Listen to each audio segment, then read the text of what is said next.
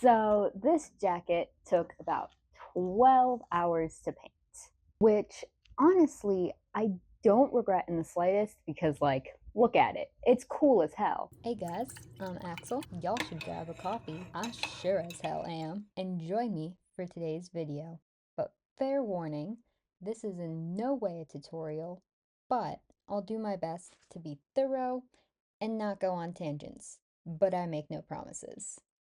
I got into painting jackets maybe like midway through college, and I have been addicted to it ever since. But anyways, this jacket is inspired by my love for My Chemical Romance and also a bit of my obsession with art history. For this jacket, I was really inspired by The Ecstasy of St. Teresa by Bernini. So a few years ago, I had thrifted this jacket and I had no clue why.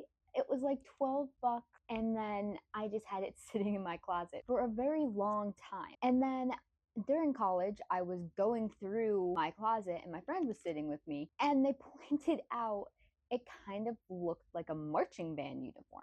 And my ADHD brain went burp and got the idea, oh, marching band, you know who else used a marching band aesthetic? My Chemical Romance. And that is how I got the idea to transform this jacket into what it is now. This is why I thrift the stuff I paint. It's because I can go into it without any sort of plan, and the idea comes later. Because I thrift it with the intention of, oh, this might be cool to paint something on, but there's no pressure to paint it right away, have an idea right away. It just kind of gets to sit for a second while my brain does a little bit of cooking. Because if I try to force an idea, it usually ends up like crap, which I think is why it was such a good thing that this jacket got to sit for so long. Okay, so I am not a person who gatekeeps any part of my process. If you comment asking me like, hey, what material did you use?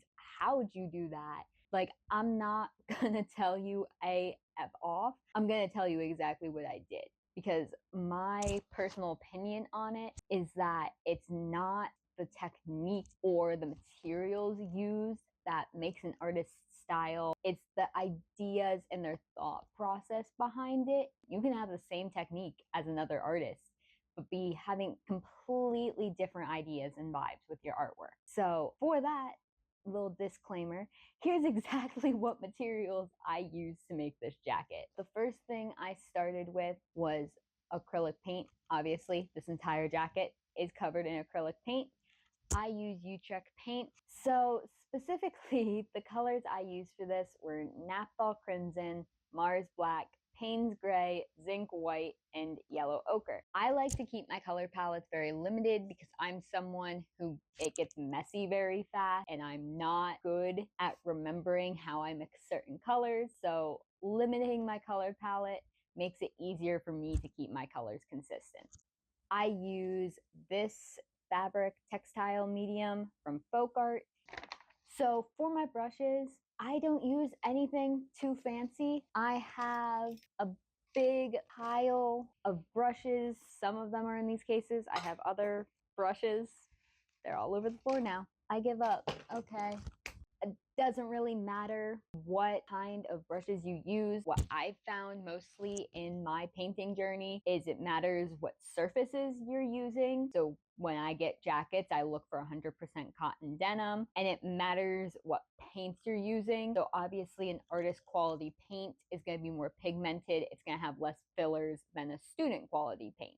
So if the camera angle looks a little different now, it's because I almost knocked my tripod over. So the next thing I do is I do a digital render. This one I did in Procreate, and I severely regret that decision. I usually use this technique called photo bashing, which is where you get a bunch of different reference images and then you cut them up and smash them together, kind of like collage, but in a digital space. And the issue with that and doing it in Procreate is I can't drop all of my images in at one time. I had to do it one by one, by one, which kind of added a lot of time to the process of making the digital render. So before I even got to that part though, I started with a mood board because me personally, mood boards help keep me on track, help keep me focused with my ultimate goal for what I want a project to look like. But I'm also one of those people who, when they open Pinterest, they spend like 3 hours scrolling through Pinterest, adding stuff to boards they'll never look at again. So I had to set myself a timer, 30 minutes max. That's how long I spend on mood boarding, which includes actually putting the mood board together. A lot of my reference imagery came from the Black Parade era, but also some of my reference imagery just came from, in general, some of their concert sets and scenic design. The thing I mainly look at when I watch a TV show, I watch a movie, I go see a stage play, I'm looking at the sets, I'm looking at the scenic designs. This is also where that Ecstasy of St. Teresa statue I mentioned comes in. I saw a picture from one of their concerts that looked eerily like same type of vibe as that statue, which is how I finally clicked, like, this is the composition I want to do. Now, when I did my digital render, there was one thing that I did not think about how I was going to achieve in real life. And that is all of this splattering that's all over the jacket. I did it, thought it looked cool to have the jacket be darker rather than a light blue. And then I got to the painting part and was like, oh crap, how? So I eventually realized, oh, what if I watered down the acrylic paint and took a sponge and then like tried to sponge it on? Thankfully that worked and it looked really cool. Okay, so now we're at the part that frustrated the ever-loving hell out of me, which is getting that design onto the jacket. So first I tried my normal method. I took graphite transfer paper, laid it down the jacket, took a printed out image, put that on top, taped it down all firmly, pressed over my lines. And usually that works really, really well. I did not account for the fact that the surface would be slightly different since I had a layer of acrylic paint already on the jacket. And because I had that layer of acrylic paint, the graphite would not transfer. I tried blue graphite, I tried black graphite, I tried white graphite. None of it was transferring. So then I was like, okay, what else could I do? So maybe I thought, oh, I use pastels on top of acrylics a lot and they come up really well. So I'll try to do the transfer method, but with pastels instead. And I did that and it